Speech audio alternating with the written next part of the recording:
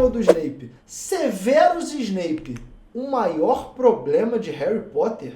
Capaz de enganar o bruxo mais assustador de todos os tempos, enquanto é leal ao seu maior inimigo. Ele é mestre em poções, feitiços, e mesmo que não pareça, ele sempre faz de tudo para salvar o Harry. Mas é claro que tudo isso tem motivo, porque a cada vez que tem uma atitude boa, mais a gente esquece quem o Snape sempre foi. E talvez por isso, ele seja o maior problema de Harry Potter. Assim que o Snape aparece se apresentando aos alunos, a gente já percebe que ele não é um professor dos mais simpáticos. Já que o cara abre a porta com tudo, não dá nem um bom dia ou um bem-vindo, e já manda logo um recado. Não permito brincadeiras com as varinhas nem feitiços idiotas desta aula. E com sua O personagem dele é construído para passar essa temática de ranzinza, né? Chucro. posição, nenhuma criança ousa abrir a boca. Todos prestam atenção em cada palavra, e um deles, como o Harry, até chega a notar tudo o que ele está dizendo, mesmo que isso só tenha deixado o Snape ainda mais irritado. E encarando o famoso Potter, ele começa a encher o garoto de perguntas sobre poções que ele nem sequer tinha aprendido. E quando o Harry responde que não sabia, ele até educadamente sugere que deixe a Hermione responder, já que estava com a mão levantada. Mas a única coisa que o professor faz é ir pra perto, tentar se impor ainda mais ao garoto e tirar 5 pontos da Grifinória, com um olhar que já mostrava que não seria a última vez. E a cada encontro entre os dois, mais ficava claro o quanto eles não se suportavam. Snape achava o garoto arrogante e parecia odiar o fato de que ele, ainda tão jovem, já tinha várias habilidades a ponto de se tornar até o apanhador da Grifinória, assim como seu pai, enquanto Harry via Snape como alguém intrometido e muito... Pô, mano, pior que Harry Potter é um filme muito absurdo, mano. É muito fora da curva, cara. suspeito. Afinal, ele andava mancando, conjurava feitiços enquanto sua vassoura tentava o derrubar e não fazia a menor questão de parecer alguém disposto a fazer a coisa certa. Por isso, quando uma pedra mágica parece estar prestes a ser roubada no castelo, os três passam a suspeitar dele e já até achavam que sabiam o motivo. Estávamos errados. O Snape não quer a pedra filosofal para ele. Ele quer a pedra para o Voldemort. Harry tinha certeza, Snape trabalhava para Voldemort, e quando desce as masmorras, na sua cabeça, era com ele que iria se encontrar. Por isso, quando viu Quirrell no lugar, ele até demora para entender que tudo que Snape fez esse tempo todo foi tentar ajudá-lo. Só que, de certa forma, Harry não estava tão errado assim, talvez só na época errada. Porque quando jovem, o professor e diretor da Sonserina era um estudante, digamos, nada comum. Ele era capaz de ser o melhor da turma em poções e até criar vários feitiços perigosos por conta própria. Feitiços que Harry, anos depois, acabaria descobrindo da pior forma possível.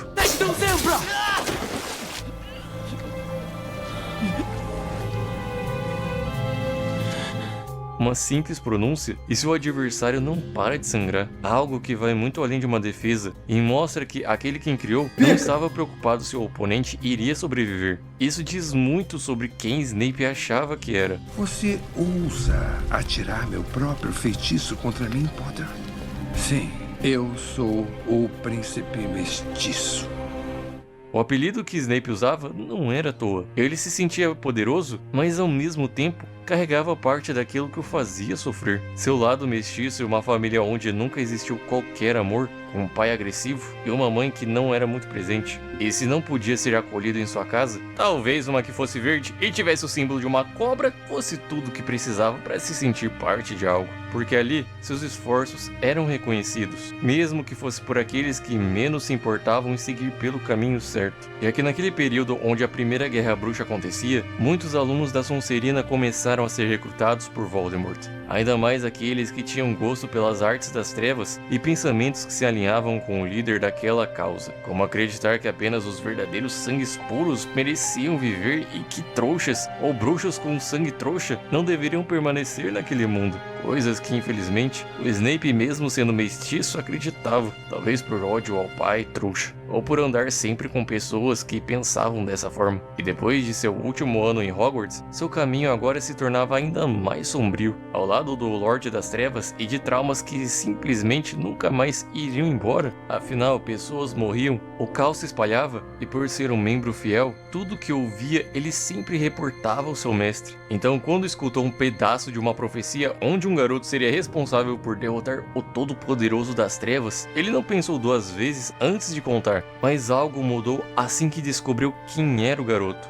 Não por ele, mas pelo que ele representava. O filho de quem causou sua pior lembrança. Prestem atenção, eu vou tirar a calça do ranhoso. Chega!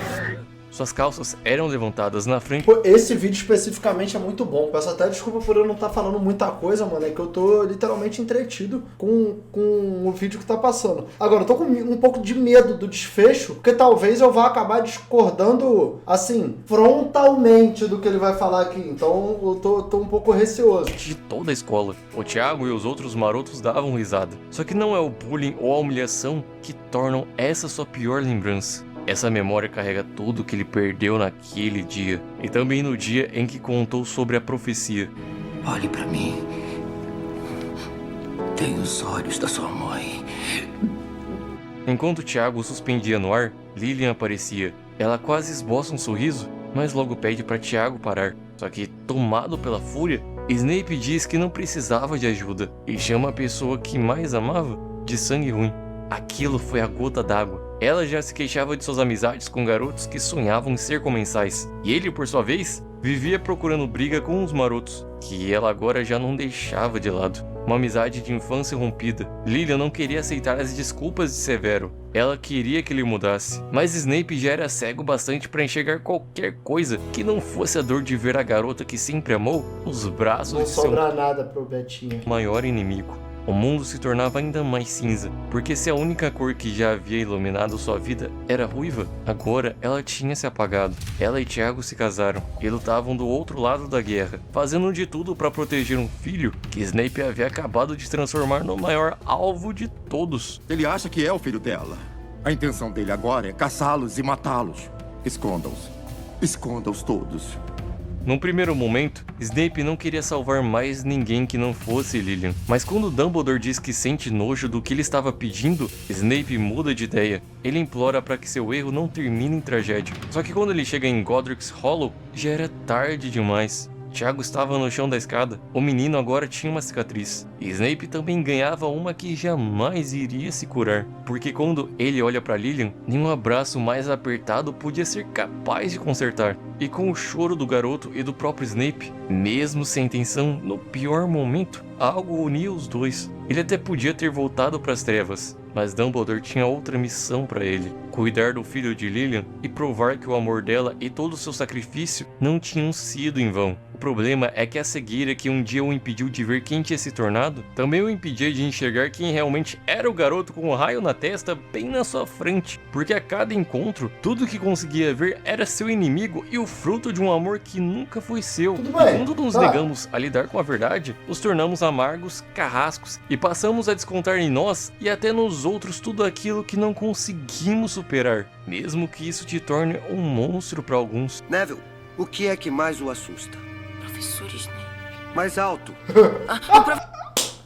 Professor Snape. Você causa medo nos alunos e não se importa com o que isso faz com eles. Isso não te impede de salvar o Harry de lobisomens, de vassouras enfeitiçadas e até de mandar ajuda quando ele está cercado no Ministério da Magia. Só que é aquilo, da mesma forma que você lança ódio nos outros, uma hora ele também volta pra você. Expelliarmus! Você é jogado pra trás por um garoto que ainda não é capaz de entender o que está por vir, mas talvez nem você entenda. A única coisa que te mantinha de pé é uma lembrança, uma tão forte que nem mais de 15 anos depois você foi capaz de esquecer. Ela é o seu patrono, seu guia, e até o de Harry quando ele mais precisa, porque mesmo preso ao passado, a verdadeira luz nunca deixou você.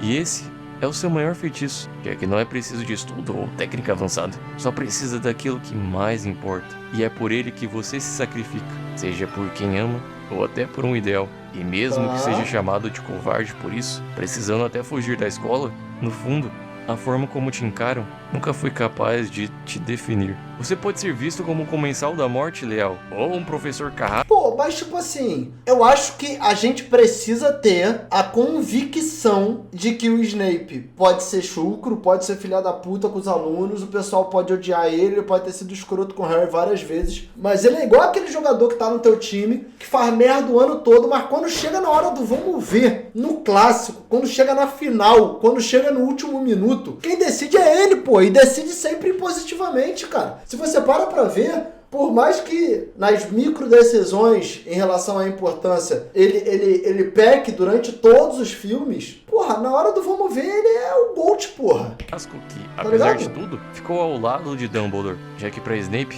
bem ou mal, herói ou vilão, é uma batalha perdida. Porque não importa o caminho que escolhesse, algo infelizmente não mudava.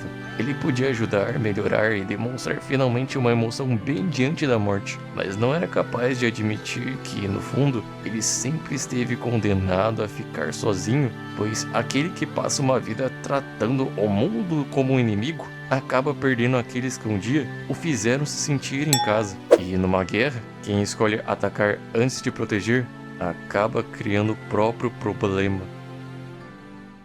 Quando seu pai... Tá aí. Ai, cara, pô, já saiu aparecendo Vikings, mano. Eu vou te falar, nessa de assistir série com vocês, eu tenho uma vontade de um dia assistir Vikings, mano. Puta que pariu, mano.